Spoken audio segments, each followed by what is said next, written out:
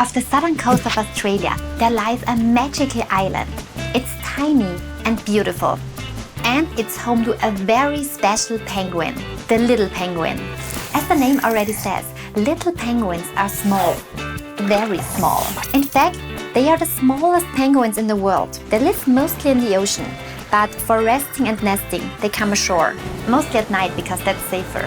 For decades, Middle Island was a safe haven for these little fellows. Hundreds of them arrived here during breeding season. But then, without any warning, predators made their way across from the mainland. Within months, the colony decreased from 800 to just 4 individuals. The island's little penguin population was on the brink. But this is not how the story was supposed to end. Middle Island's little penguins managed to make a surprising comeback. And credit for this goes to a local chicken farmer, ambitious conservationists, and an amazing team of white knights. Their remarkable work has been such a success that there has even been a movie made about it. Must be some way to scare off the foxes. But let's start at the beginning and explore why protecting little penguins is such a big job.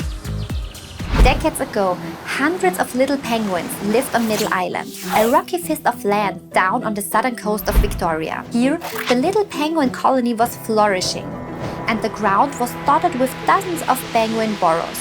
Middle Island was one of the few habitat pockets that were left for the species. Why? Well, in 1800, European settlers had brought foxes with them. This invasive species started preying on little penguins, and the birds vanished from the mainland. Islands were the only safe places left for the little fellows. Unfortunately, Middle Island is really close to the mainland. It's only about 200 meters from the shoreline of the city of Warrnambool. Beginning in the late 1990s and early 2000s, tidal patterns and sedimentation slowly began to increase here. This, combined with a very low tide, made the island accessible from the shore at certain times of the year. In short, during specific time slots, humans could easily walk to the island, and so could four-legged predators. And this is exactly what happened in 2004. The low tide allowed foxes to cross to the island and attack the little penguins. In a single night, foxes eliminated half of the penguin population. The saddest thing, this mass killing was just the beginning. Now that the foxes knew the penguins were easy prey, the toll kept rising and rising. Within a single year, the island's penguin population, which had once numbered 800, had been almost wiped out.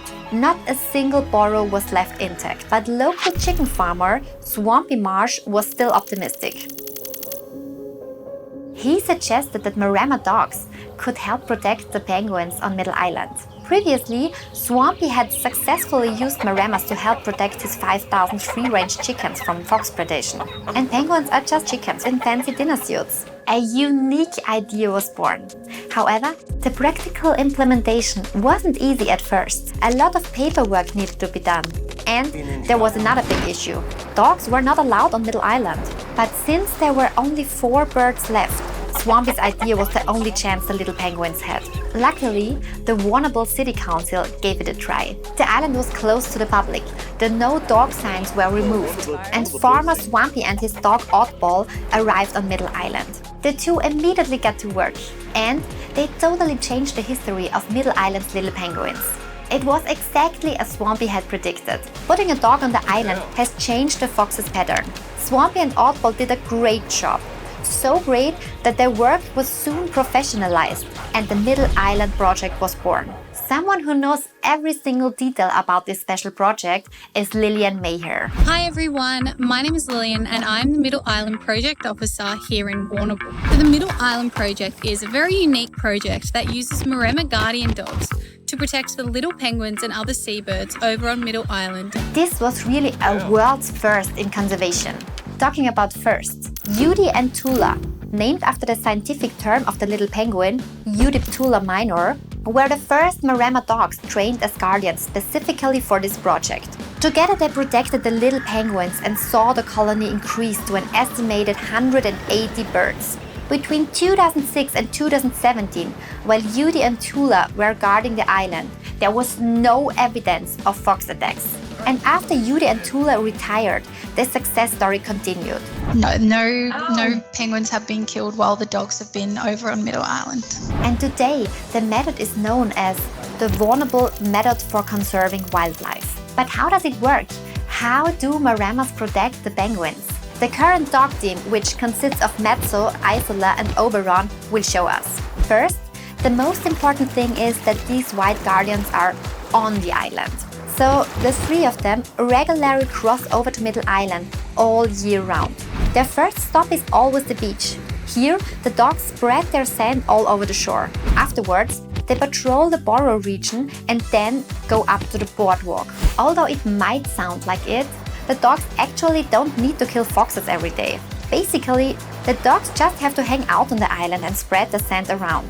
If a fox is still brave enough to come closer, they know exactly what to do. So they will start barking and have a very deep, scary bark. If the dogs needed to, they would chase. The team works in pairs. One dog would be enough to keep the penguins safe, but there's always another buddy here, so the lead guardian has a friend for company. On the island they stroll around, play and bark. The team around Lillian makes sure that the dogs have everything they need. Let's go feed them! And that they also take off a few days per week. Well, this seems like the hardest part for the dogs. Maremmas are workaholics and just love to guard. The dogs, which are originally from northern Italy, bond with their territory and protect everything that's in there. Adults can grow up to 60 kilos, so fighting off a fox isn't a big deal for them. But they are used to protect livestock, so when it comes to wildlife, they need to adapt their skills a little bit. Starting as puppies, the dogs undergo an intense training program. Young ones learn from older guardians how to become penguin protectors. Their hard work is paying off. The penguin population has consistently gone back up since the dogs arrived on Middle Island. And the penguins haven't only got great new guardians, but they have also got cool new houses for nesting. The man-made burrows give the birds more support, and they have another advantage. It also helps from the monitoring side of things because natural burrows can be up to 2 meters long. I certainly can't reach 2 meters into a burrow, but I can stick my arm into a nest box that's sort of 50 centimeters by 50 centimeters. And the penguins? Do they care about the monitoring or the dogs? Did the Maremma's appearance on the island change the birds' behavior? Well, little penguins literally don't care about dogs.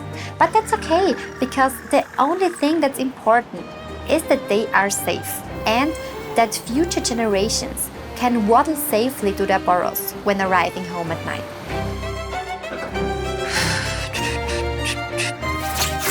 Don't forget to check out more videos from our new series. It's linked right here. And if you want to support the Middle Island project, please just follow the links below.